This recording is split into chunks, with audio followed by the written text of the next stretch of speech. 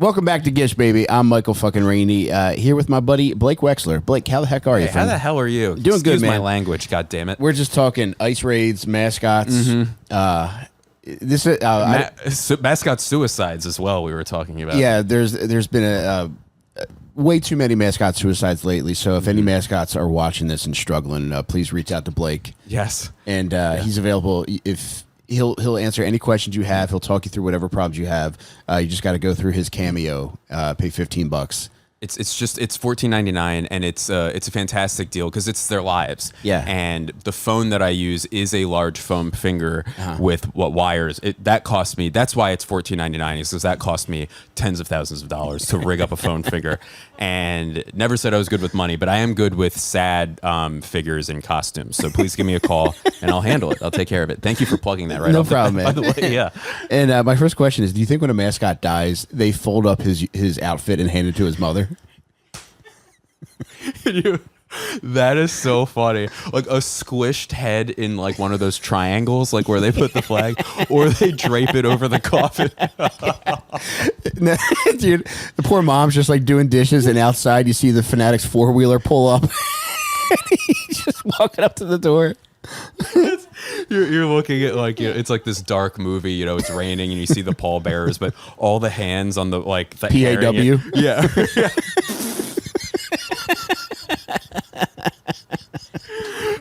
All these mascot like claws, and, like a flipper, and like. Oh my god.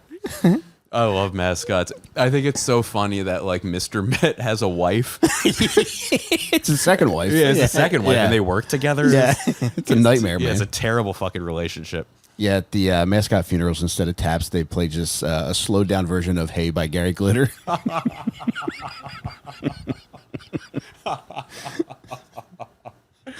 I'm trying to think of like, instead of the horn, it's just, you know, the Philly Fanatic actually finally makes a noise through the like, that's what the trumpet in his nose is. It's for the death of his comrades. Yeah, I guess it's like a fire alarm break open in case of emergency.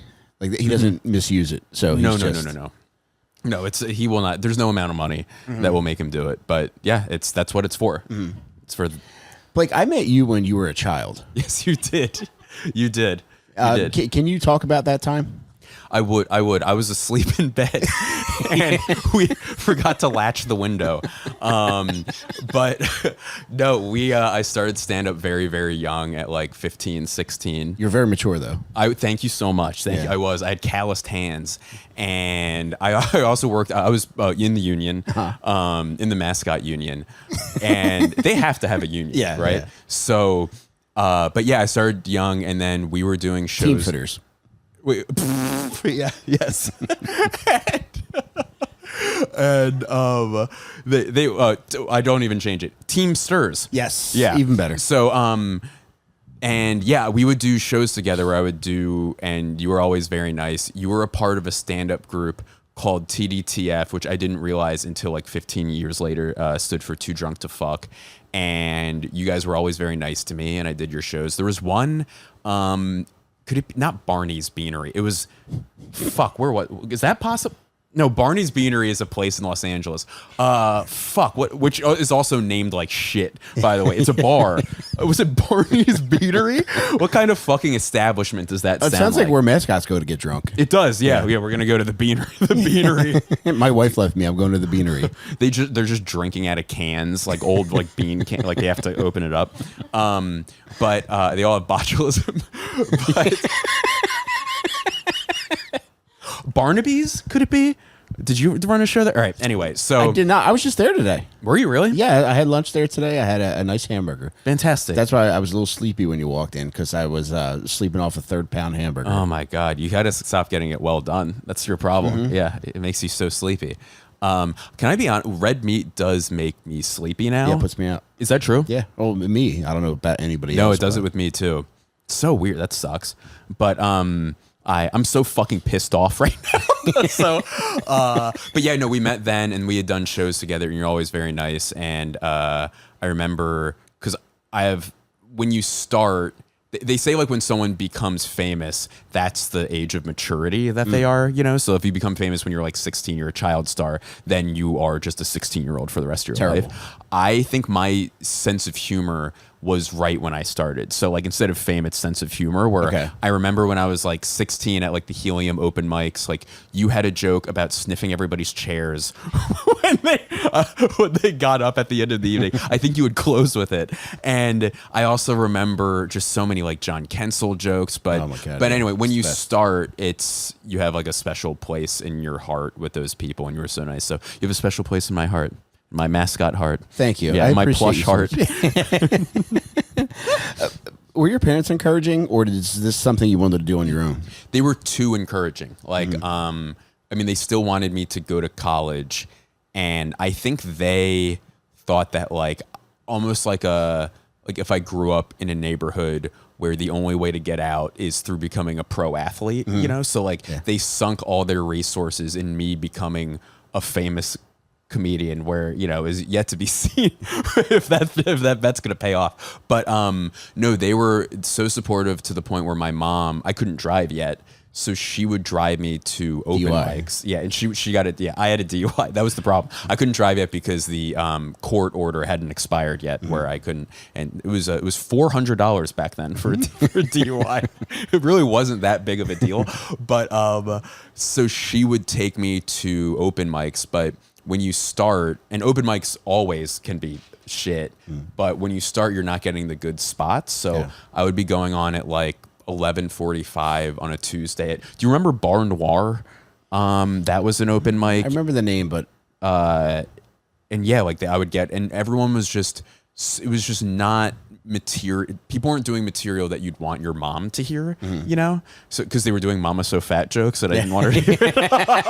It's devastating for a mother. It was horrifying for her. So, but yeah, it was. So they were very supportive, both through her like taking me to gigs and also like, hey, keep doing this. That was always so sweet. And the one thing I remember about your parents is you actually making fun of your mother at one point. Yeah, it was a Philly's Funniest, and you were already finished, and you were asking when your parents were ready to leave. And your mom said, you know what, I think I'm going to have a second glass of wine. And you said, Jesus, Mom, what do you think? This is the circus? What a prick. Yeah, come on. You were like 15, too. Yeah, I snapped at her, too. Yeah, I was like, you don't need that. No, you're going to get a DUI. I fucking won't be able to go anywhere. I can't do these mics. After having that kind of experience, you went away to college. You were an Emerson man, correct? Yes, an Emerson man. Emerson man? Yeah. Yes. Yeah. This is the first Emerson man on the show, so. Oh, of course. It's welcome. Pleasure, of Tip course. Of the Fanatic Cap. Yes. Was it odd going to college knowing that you had already done what you wanted to do, and then as soon as it was done, you were going to hit that full steam?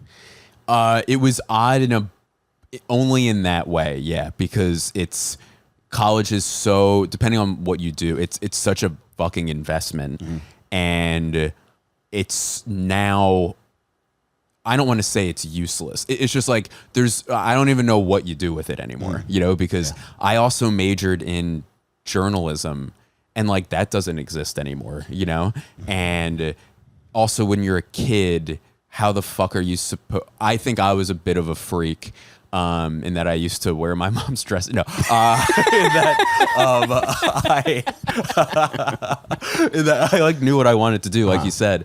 But where it wasn't weird was that Emerson was such a specific school where like I went there because of how much stand-up was there, where like Dennis Leary, I held up number 2. So just so you know, I named one person, I had 2 fingers up. Dennis Leary counts as 2 comedians because he can act as well. So he's a comedic actor and he can sing. So he's a real Bette Midler, which is a reference I'm too young to make.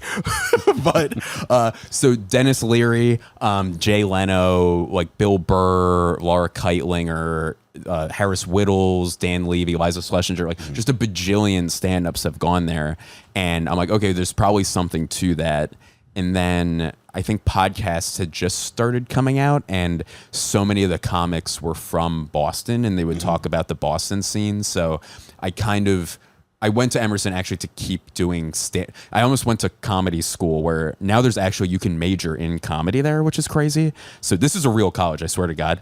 But yeah, that helped. Where we also had a stand-up comedy like club, as in like a group, and you would do shows in front of like 200 people in the basement of your dorm, which was crazy. Cool. Yeah, it was awesome. It was. I would also do shows in the city too because I didn't want to get too comfortable. Which is crazy. I was also like an alcoholic, so I'm like, oh, yes, I was very mature with my stand-up chops, and as I like drank myself to death. But yeah, it was a really cool school, and then met like a lot of Boston comics too, which was great. Like Josh Gondelman was there when I was there, and Mike Kaplan, and Shane Moss, who's one of the funniest people alive, and yeah, it was a cool place to do stand-up as a young person. On a Bette Midler note, I just want to add this. Yeah. Are you familiar with the movie Beaches? I'm not sure. I don't think so. It's a middle-aged woman friendship story, and a middle-aged woman. Yes. Yeah. I think one of them dies. Pretty sad story. But there was a song from it. The Beaches soundtrack was pretty popular. The main song was, "Did you ever know that you're my hero?" Oh, yeah. Remember that one? Yeah. I went to Catholic school, and for some reason, one of the nuns got a hold of the soundtrack. And there was a period of time where she would just play the soundtrack over the loudspeaker, and every kid was just forced to listen to it. That is so haunting. Yeah. Yeah. In that environment of where everyone's silent, that's playing. The palpable trauma of that nun too, you could cut with a fucking knife. You know, you could cut it with a switch. That trauma, that's hilarious. She got a hold of it is also such a funny way of saying it. Where there's no way she just went to the mall. No. Somebody gave it to her, or they watched the movie. I think it was maybe like, I don't know, like nun movie night. Yeah, because it is a very nun friendly movie, and they put it on. It's the kind of thing that they get wet for, and somehow she contacted somebody on the outside. Was like, I need this song. Yeah, get it to me. And they got her the tape, and she put it in a cake. She put her fist in there. Speaking of wet nuns, my uncle, when he was a kid, they would like go down the shore, and he would be a lifeguard down there on over the summers, and they had this thing called nun runs, where the nuns from the convent would go swimming in the ocean, but none of them knew how to swim. So like every single time, 3 of them would start floating out to sea. So they had to always be like, all right, at 6 a.m. on Wednesdays and Thursdays, we got to double up the staff because there's going to be a nun run, and they can't swim. And they would also wear their... Did you have a joke where you said that's a tough habit to break? Sounds like me. Okay. There was something about a nun, and you're like, yeah, that's a tough habit to break. Anyway, it was so fucking... but to complete one fucking thought, they would rescue these nuns, but they would also wear like those... They wouldn't wear like bikinis when they were swimming, so they'd wear just these thick bathing suits that would weigh them down and also get caught in the waves. It was disgusting. So yeah, that's speaking of wet nuns. There's your nun run wet nun. Was that was that the basis of the Footprints poem? Yes, thank you. Yes. When you only saw one set of footprints, it's because the lifeguard was carrying a soaking wet unconscious nun. I believe. I'm not religious, but I do believe that's what it is. Yeah. Now, if you were one of those lifeguards trying to rescue a nun, just to get under there, almost like unveiling a Scooby-Doo villain, would you rip off the habit to do CPR even though you really didn't have to? I think... Yeah, I mean, that's a Jaws of life situation where, of course, I would. Emphasis on Jaws. Yes. Emphasis on wife. I married the nun. I think you'd have to. Yeah. I had a kid. Oh, this is the question I want to ask you next. Yes. Is, can you tell me about the comment is, can you tell me about the baddest kid from your neighborhood? But one of the baddest kids from my neighborhood actually yanked a nun's habit in class as she walked up the aisle. Crazy. Damn. Who was your baddest boy? We had a few. The bad boys there's a few who wound up in jail, but I think I like myself a frivolous bad boy, as you know, and that's what we bonded over when we first met. But there was a kid who would, in elementary school, there was a British exchange student, and his name was Adam. and he was fucking bizarre because he was British primarily. We were like, what is up with this kid? And it's like, he's just English. Yeah. But I remember he said, we were in the third grade, and I remember this so clearly. Our teacher, this sweetheart of a woman, goes, all right, what's everybody's favorite food? And everyone's like, pizza or chicken fingers. And she goes, all right, Adam, what's your favorite food? And he goes, laundry detergent. And then she goes, excuse me? He goes, I eat Tide. It was like the funniest fucking thing. She fucking lost it. She went nuts. I drink Tide. He tagged it. He tagged it with I drink Tide. That got me. Man, drinking Tide, was this before pods? This was pre-pod. Yeah. Ooh, thank you for asking. That's nasty, man. Nasty, pure syrup, that viscous shit. Because pods caught on. Yeah. This was They do look biteable. And I get why they had to tell people not to eat them, because anytime you go to throw one in the washer, there's a brief second where it feels like my teeth would feel awesome sinking into this. It's so true. I would even go so far to say that they should get rid of them, because I think the default is to eat it, where you do have to do one additional level of math. Yeah. Because your first level is, I want to eat this. I can eat this. But yeah, there's everything about it. It smells great. It's squishy, like you were saying. Smooth also gets me, like an AirPod case. Yes. I'm like, I could swallow this fucking thing right down. Oh. And it's tough not to. I put them inside my lip like a Zin. I know you do. For years, I thought you had a horrible jaw issue or an infection, but it was just the AirPod. Yeah, the AirPod cases. Yeah, I'm glad. And look where you are now. Yeah. Yeah, no more. Any other bad boys in your neighborhood? There was a boy who he did these we might know. So I think he did stand up in Philly, and we also, I don't know if he wants these stories out, but he did something where he did these pranks, and he just visually, it was so funny, where he took a dildo and just like a massive satchel and glued it to the scoreboard, out, which isn't, it's not genius. It's not, that bad of a thing, but it was so visually funny to see a dick sticking out of a scoreboard, where it would be like, what does not belong here? It was just made me laugh so hard. And then did they have like a dad trying to knock it down, like when basketball gets stuck? The most athletic dad would jump up and try to swipe it. And he also, I believe, released crickets into the air ducts, which were there for months. And one time, again, not that big of a deal, but we were in class and the door opened and he yelled grenade and then rolled an apple into the room, which was very, very, very funny. No, that boy was bad. Do you have any bad boys from your era? The boy I mentioned did the habit yanking. Yes. He ended up going to jail he took part in killing a guy and maiming another. Another kid was just an older kid who would always ride his bike shirtless, who loved just fucking up our games. Ugh. And it was such a pain in the ass. Like, as soon as you saw his fucking dirty ass wheeling down the street, you knew your fun was done. Yeah. And you'd have to hand over the bat or give him the ball so he could show that he could do everything harder and faster. Pause. You know what I'm talking about. PAWS. Yeah.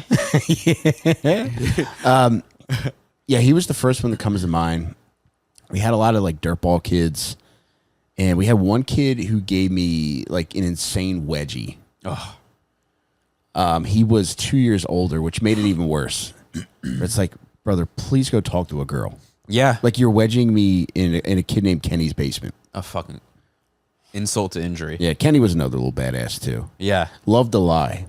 He was a liar at a young age, and we parted ways. But we had a bad fight one time. I think I told somebody about this recently. It might have even been on the show, but the first time that I remember cursing was in response to him. Remember the scene from Exorcist where Reagan says, "Your mother sucks cocks in hell"? Yeah. Well, we were arguing, and Kenny said that to me. Whoa, how old? We were little, like single digits. Crazy. And I said it back to him, not knowing what it meant. And then it wasn't until I saw The Exorcist where I realized, oh, this is what it's from. And then by that point, I was old enough to understand what it meant. Right. But Kenny was a little bad boy. That's the worst type of boy is that boy you talked about who would be the boy who would ruin games. Like it's not funny. It just sucks. That's a nasty, nasty, nasty little boy. Is that the Auschwitz book, or is that The Boy in the Striped Pajamas? I get it confused. I believe. So they're separate books, you're saying? I think so. Yeah. Okay. Yes. The Boy Who Ruined Games. Yeah, the boy who ruined game. The Auschwitz boy. They weren't playing games. No. Pray to God. I also pray to God that they did not have a mascot at those games. No. That mascot. They went through a lot of mascots. Yes. Yeah. If you weren't good enough. Yeah. We were talking about that the Nuggets mascot passing out in the girder, the girder, which is not a word I've ever used if it's even in a word. It sounds like a fat ant. A girder, a girther. Yeah, this little girther of a mascot. Wait, which one is it? Is it? It's not a gorilla. No, the gorilla is the Suns mascot. Which is it? Yosemite Sam, the gorilla mascot? What, or the Nuggets mascot? What type of? He's a cat. Oh He's a beige cat, which. Yeah. At least the gorilla is kind of scary and just doesn't make any fucking sense. Right. Like a beige cat is somebody. All right, man. I guess you're around. Beige is such a bummer. Yeah, so cool, man. Yeah, cool. But you can have like a cool orange tabby or some shit. Cool. Yeah, what a bummer. A cat with fucking progeria. Neat, man. Neat man. That's his name, Neat Man. Neat man. Yeah, Neat Man. It sucks. That mascot blows. Yeah, no, I just can't get enough of them. Do you remember the first crime that you committed? Yeah, it was a crime of passion. Well, it was, and aren't they all? It was.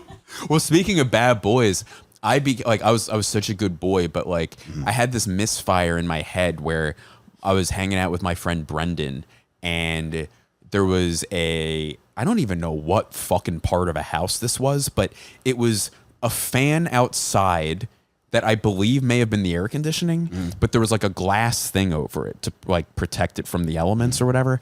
And my buddy goes, we were carrying long sticks, and my buddy goes, "Oh, you want to break some glass?" And I go, "Yeah," and I just smashed the thing and like completely shattered it. And he was like, "What the fuck was that?" And I think I didn't understand either sarcasm or whatever part of fucking speech that was.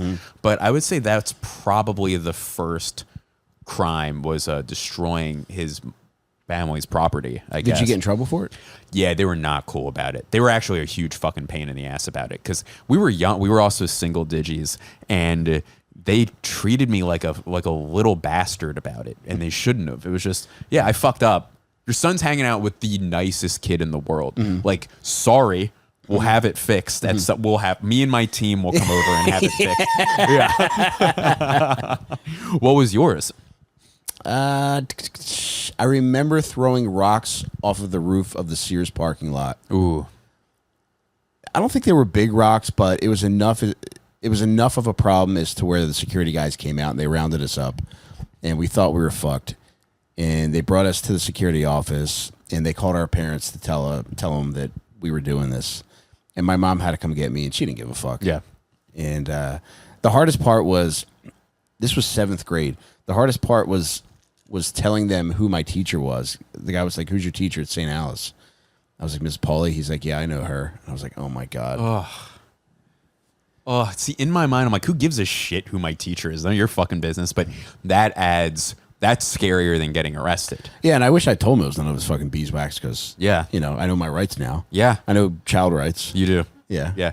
I had a very good child rights lawyer at the time. You're the best guy in the world. Edward von Mirando was who it was. He's no longer with us. No.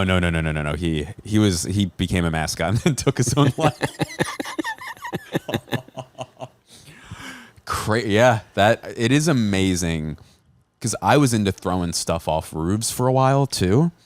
Yeah. And thank God, the amount of horrible shit that could have happened from doing that, where it could be rocks, it could be like beer cans. We had some of the most fun I've ever had was we had a water balloon launcher that was like, had to have been banned after that. Where it was a 3-person operation where it was a slingshot and one person would hold one side. Cool. It's like those things in stadiums where they launch like a hot dog into the upper deck or whatever, and you could launch like a water balloon was what it was for. Over 100 yards. So we brought it out to a football field once and we could launch it over 100 yards. So we would go into neighborhoods and hide in the woods and launch shit into people's like windows and stuff and homes and scare the fuck out of whoever was having dinner in there. And then I brought it to college and we'd launch shit in downtown Boston off roofs, like multiple blocks. And thank God, no, easily fucking killed someone. Yeah. You know? Yeah. But yeah, no, I love throwing stuff off. Now it's just like the Tide Pods where it's like, oh, I'm on a roof. I should throw something off. Yeah, yeah. Don't eat the Tide Pod. Don't throw it off the roof. Yeah. I think the water balloon launcher is something that I never had, but it was something I always wanted. Yeah. And I think they should even think about doing that on Fridays. I'm referring to the war between Iran and Israel. Of course. Just every Friday. It's like no real stuff. No, it's no real stuff. You're just launching balloons at each other. Just fun. Let's bring it back down to what our first love, launching things. And now it's become weapons. Now it's become weapons. They can just be, like you said, they can just be water balloons. Yeah. And everyone can just fucking chill out. Yeah, it's a shame. It's a shame what's happened to this world that you and I created. Any other good crimes as a child? I like to launch. I'm trying to think. We also went through so this is another level to the launch where we would put bubble wrap in the street and cars would drive over it and think they blew out their tires. And when the person would get out, we'd ambush them and hit them with water balloons. What the fuck, Blake? Yeah, it was crazy. Yeah, I was a little general. Yeah. I was Cooster.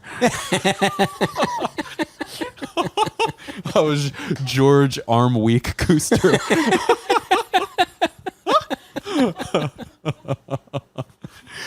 Did you grow up in Delco? Yeah, Upper Darby. It was Yeah. a very nice place to live. It was really a kid's dream. Yeah. Because we had all the bells and whistles the kids had, which is tons of alleys, tons of kids willing to play. Yeah. Parks. The parks, I think about 6 blocks north of my house, there was 69th Street, which was like this big shopping hub. Yeah. And at the time, Tower Theaters over there. Very cool place. There was a pizza place with dollar slices. There was a cool record store, and they always had like music blasting, and like that's how I got into rap. They would just have like cool rap playing. I don't know when the store ceased to exist. I don't think it's still there, but yeah, I started going up there mid '80s, and aside from having MTV, you could go up there and just listen to new music, and then they would tell you what it was, and they would sell singles. Like you used to get cassette singles, and they would play something. If you asked what it was, they would tell you, and you could buy a cassette single for $1. Holy shit. So a ton of video stores too. It really was a nice place to grow up. That's awesome. There's my mom's from Upper Darby also, and I have Pika's is my favorite Just went there Sunday. I was gonna say, did you have time to stop there before you I left? did. Yeah. I didn't see them announce a specific date when they were closing, so I figured I'd call and check it out. Yeah, it's very Italian of them. Yeah, I know. It was very Italian of them. No, they haven't announced one. They're like, yeah, the next 2 months, and it's like, well, I want to be, like this we're place. fucking closing. What more do you want? Closing. What do you want? We gave you a heads up, okay? Well, we leave when we leave. What do you want me to cut your fucking pizza for you too? Yeah, right. Yeah, no, you cut it. You fucker. I went there a couple, but anyway, so that place, because my mom's from Upper Darby and because it's the best pizza in the world. I love it, man. It's my favorite. Yeah, that meant a lot to me. We also went to, at the Tower Theater, I saw maybe the best lineup of a stand-up show I've ever seen, where I was a freshman in high school. The host was Mike Birbiglia. The middle act was Mitch Hedberg. And the co-headliners were Lewis Black and Dave Attell. Oh, it was unreal. It was such a great show. And I remember we went with like my mom and me, where I'd already started doing stand-up. So like my mom had heard like a ton of horrific shit. And then my buddy's mom was like a very like Christian, well-to-do Christian woman. And Dave Attell comes on stage and doesn't say hello, just comes on stage going, anal beads. And just watching her reaction was worth every cent of that She was ticket. excited. She took out her own and started waving them around like a rally towel. Now that's true home field advantage stuff. I think I mean, considering I can think of a number of deciding game 5s and 7s that the Phillies have lost in recent memory. Yeah. Instead of stupid towels, like what if it was bring your own beads night, and BYOBs. And it was like they did like a gentleman start your engines, and everybody ripped them out. We're just swinging around dusty beads. The sound of them coming out alone of 45,000 individuals having, and by the way, everyone has get them emotional. in this scenario. I am so sad. And seeing them come out whipped around. Where if I'm a St. Louis Cardinal, I'm fucking packing it. I'm packing it in. Yeah, I'm flying south for the winter, baby. Goodbye. Yes, that is right. My great. Would you consider doing that with me? Maybe one last thing before I leave Philadelphia. Maybe we go and we dirty up some anal beads. Yes. And maybe 9th inning, the Phils are down by a run. We just start whipping them around. They call the game as if like a lightning storm had like broken out. They condemn the stadium. Yeah, of course. I think they're home now. So yeah, we got a couple days. Yeah, absolutely. We could buy ourselves some nice ones. Yeah. Oh man, there's so much that you could buy now. Yeah. Anal butt plugs. Oh my God, all sorts of plugs. Yeah. Just they light up now.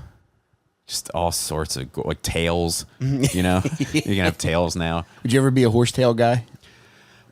Yeah, it would have to be probably horsetail. A foxtail, I don't think I could pull off. What would be the most disgust? A rat tail would be so gross. It's like, what the fuck is that?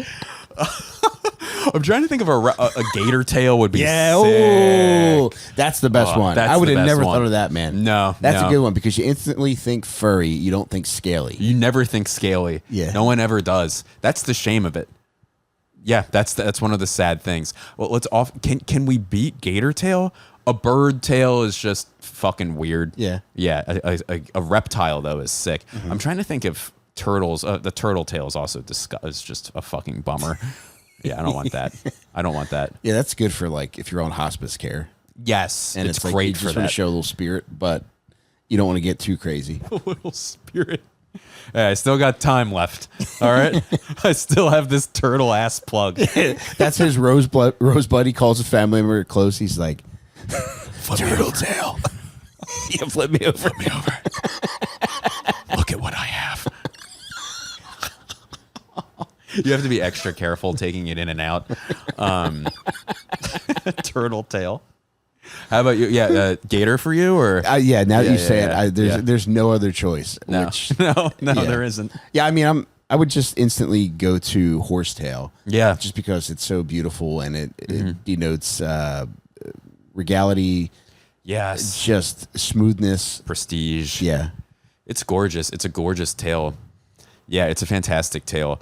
I think the horse heads make me laugh as well, like the like the rubber horse heads, because they're so deranged looking. I used to laugh where it was like when athletes started producing their own like content for their social media, where there was a center and he might still play, but DeAndre Jordan, he was on like those Clippers teams. Yeah, he was cool. Like the alley-oop. Yeah, and he was funny. But he would do this prank show where he'd hop out of alleys in like on Venice Beach wearing a horse head, scaring people, and people are like, "Oh fuck!" And it's like it's. I don't know if they're scared of the horse. They're scared because a 6'9" man jumped out of an alley. Like that's the scary part of it. But no, horse anything. Sign me the hell up, right? Have you ever ridden one? I have, and I paused because I was like, was it a mule? Was it a donkey? What's the mix between a mule is a horse and a donkey? Yeah, that makes sense. Yeah, I've never put much thought into it. No, and that's the one thing we don't have in common. is I can't stop thinking about it. It's derailed my life. But to this point, no, I did ride one, and it's not a comfortable thing. Yeah, it's when was the last time you rode horse? Sorry. Horse. Ridden one, I don't remember. In the company of horses. Yeah. I used to, when I worked at a public school, I used to take kids in the autism support program horseback riding. And there was a really nice place out near Glen Mills that would just let us come and just do what we wanted to the horses. Always riding them. Right. You wanted to ride them. Yeah. Yeah, and most of the horses were cool. One day, pretty early on, which was kind of sad, it did not set a good precedent. We got there, and one of the horses had taken ill, and he was dying. Oof. Yes. Ooh. So he was just laying down in the stall, and when a horse lays down, there's a problem. Yeah. Ridden one, I don't know. Oh, I do remember this. Yeah, a few years prior, we had gone to a different farm, and the horse that I had, he did not want to go the route that was prescribed for him. Right. He wanted to walk toward the house where the owner lived for some reason. Right. And he walked me over to the side of the house, and he was faced to like stucco with the house, and I just didn't know how to get him away from there. Which means so were you. So it's just like, Mike, Jesus, come on, bud. And it's like, I can't control this thing. I didn't want to stare at the house. Yeah. Like the worst part of the house.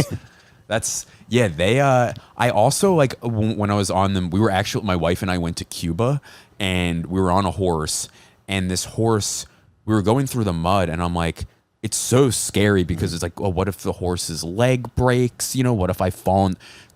And when they start moving, I don't know. I just get worried about. There's so many stakes with a horse. Yeah. Because if their leg breaks, if they're cut done. them up. There are. Yeah, that's right. That is right. You ever have a medium? I like my horse medium well. Oh, okay. I know that's an unpopular thing, but sorry, I'm a pussy. Sorry, I like my horse medium well. But what's the weirdest meat you've ever had? Speaking of horse, I don't know. I don't like to try a lot of different weird meats. I've had alligator. Yeah. What was that like? Fish/chicken? Yeah, it was fine. It was in a sausage, and it was nothing I would want to eat on purpose. Yeah. Are you a weird meat eater? Not at all. No. I think mine might be. I may have had. So there was a sausage place in L.A. called Wurstkuch. Ooh, what does that mean? I have no fucking idea. Actually, Worst cooch. The worst. Yeah, it was a brothel, and it was dirt cheap. But if you're a boy on a budget, but they had like good normal stuff. But then it was also, you can have rattlesnake, and I think I had that once, but it was mixed in. I was trashed, which is why I had it. But like, it's mixed in with enough shit that you're not having like pure snake. You're having it's like mixed in with a bunch of shit, so it's cut to use a term that I'm uncomfortable with using, but yeah, I'm not an adventurous eater like that. Yeah, same, dude. It's just not. I don't really get anything from Blake, that. I want to delve into your finances a little bit. Thank you. Finally, thank God. Yes, go ahead. Blake, I'm an open book. What is the best and worst financial advice you've ever received? Best? I've yet to hear any good financial advice. I would say the worst would be, I didn't know what an APR was. And I think, what was the, oh no, here's the worst. So I was about to tell a story about how I got into debt, which was not going to be funny. It might have been interesting, but there was a kid I worked with who was I was like in my probably late 20s, early 30s. He was in his early 20s, and he goes, hey, if you want to build up great credit, I have 9 credit cards, and I use them all but pay them off right away. So he was like, I use one and I use it on a meter, like a parking meter, and then I take another and I walk to another meter and I use it on that, and I pay everything off. And I'm like, you have 9 credit cards? Where it's a high wire act of that. First of all, I don't know if that helps with credit, but I do know that there's no way I would be able to keep track of 9 fucking credit cards. Yes. And for sure one of them I would have like a recurring subscription. Dude, on DeAndre Jordan horse mask. Yeah. Like I would get one of those a week and forget that I have the subscription, and then I would have horrible credit. So I think that was the worst advice. Because you should get as many credit cards as possible and pay them off immediately and like keep. Okay. Yeah, that was crazy. The best. I still have yet to get good financial advice. XRP crypto coins. Ooh, invest in that. No, that's not true. I don't know anything about that. But yeah, how are you? You're moving, so obviously your finances are tied up in freight. Yeah, even more so than usual. Yeah, all my money's in a hobo's bandana on a stick. and you have it tied up high so predators can't get It's a bear swatting at it. Yeah. Yeah. There's a fucking pervert in a fucking alligator tail. Swatting at it too. He's standing up on it, like bouncing around like Tigger. Yeah. A pervert. The word pervert's so fucking It's so funny. appropriate. Yeah. It's so appropriate because it's such a catch-all for like a weirdo. You know, like, oh, this fucking pervert. Yeah. Yeah. It's great. Yeah, sometimes they really nail it with words. I think pervert's good. I think fucker is really good. Fucker, pervert. Yeah. Pervert, I love. Blake, I have another question for you. course. So this question is sponsored by Finish the Story Pod, which is available on YouTube and Spotify. Oh, great. They would like to know, what is the first joke that you remember telling when you first started doing stand-up? First joke I told was it was about the SATs, and I was talking about how the SATs suck. Yeah. And I was a truth teller back then, as I am now. Yeah. And I was saying, oh, the SATs suck. The SAT, I don't know what that stands for, but it should stand for shitting a tiger, because it would take a while and it causes me a ton of pain. And that was I believe. You snapped on that one. Oh, wait. Oh, that was the second joke. I did snap on that one. The first joke I ever told, and I still think this is pretty funny, is I was like, oh, I'm 16 years old. Hell yeah. So I've gone through puberty, but I'm not a full-grown adult yet. So on that scale, I'm halfway between small penis and slightly larger small penis. Was the joke. It's pretty good. It's pretty good. It's not bad, right? Yeah. Fairly technically, yeah. Truth teller. Hey, write what you know. And I know a tiny dick like the back of my hand. This might be a little too personal, but when you first started doing stand-up, were you full bush of pubes already? I would say bush. I would say I had something. Yeah. I would say I had something like some sort of agriculture down there. The seeds were there. Yeah, there were seeds. There was some blooming going on. I do believe. Yeah.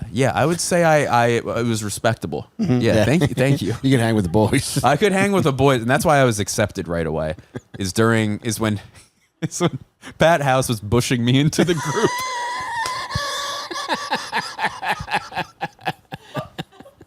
Yeah, gangs you get beat in, and comedy you get bushed in. You get bushed in. And you don't get bushed out, I'll tell you that. They didn't call me Blake Wexler, let me tell you that right now. Blake, is there anything you like to promote before we go to Patreon?